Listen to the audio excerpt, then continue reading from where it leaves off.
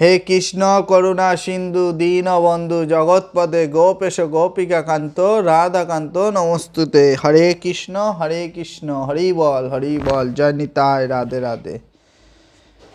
আজ শুরু করছি অষ্টম অধ্যায় 11 নম্বর শ্লোক থেকে।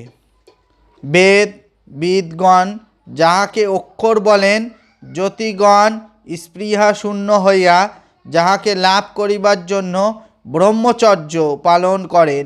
আমি তোমাকে সংক্ষেপে এই ব্রহ্মের কথা বলিতেছি।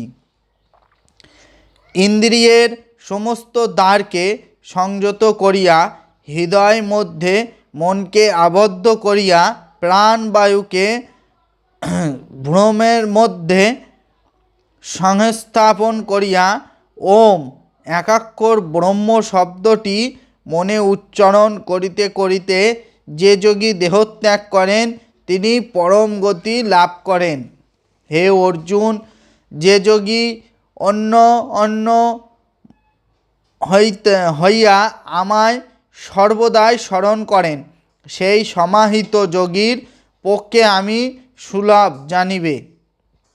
মহা আত্মারা আমাকে পাইলে পরম সিদ্ধি লাভ করেন। তাই জন্ম লইয়া এই দুঃখময় অনিত্য সংসারে পুনর্জন্ম গ্রহণ করিতে হয় না। হে অর্জুন, ব্রহ্মলোক পর্যন্ত সব লোক পুনরাবর্তনশীল, কিন্তু আমাকে পাইলে তাহাকে আর পুনর্জন্ম লইতে হয় না।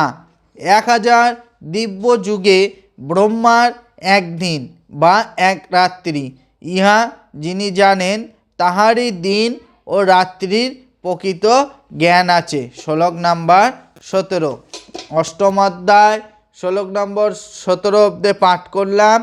আগামীকাল আবার 18 নম্বর থেকে শুরু করব। হরে কৃষ্ণ কৃষ্ণ কৃষ্ণ হরে হরে, হরে রাম রাম রাম হরে হরে, হরে কৃষ্ণ হরে কৃষ্ণ হরে